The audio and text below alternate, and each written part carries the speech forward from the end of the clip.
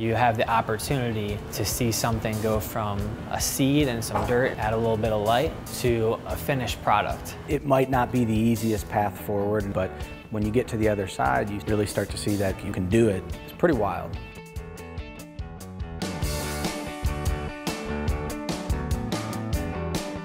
Hi, my name is Vincent Peterson. My name is Mark Preston. And I'm the CEO of Vigio Gardens. And I'm COO of Vigio Gardens. Vigio Gardens is an indoor agricultural company. We grow in vertical hydroponic systems indoors. We specialize in leafy greens, wheatgrass, microgreens, lettuce, and basil. Providing them 365 days a year to local markets with local labor.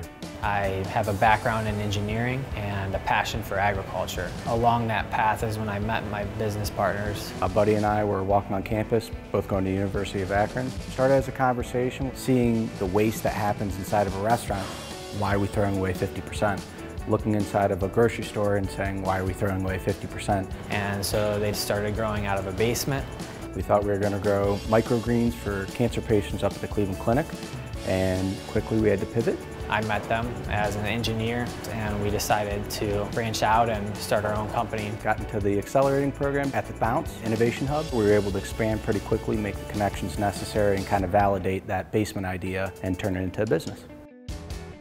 The grow process starts with the sowing. It requires light, it requires water, it requires nutrients. We add sustainable compost, add the seed over top. From germination, they'll go onto our grow systems and they'll spend about a week. So we control the variables that affect the shoot zone, or the part of the plant that you see, and we also control the variables that affect the root zone, the part that you don't see that's typically under the ground and in the soil. And by controlling those variables and controlling the environment, you make it a lot easier to have success. A big question that people ask is why the red and blue LEDs? The plants are more efficiently absorbing the red and the blue spectrum. Using these LED lights, we've found has been a 10 to 15% increase in our production.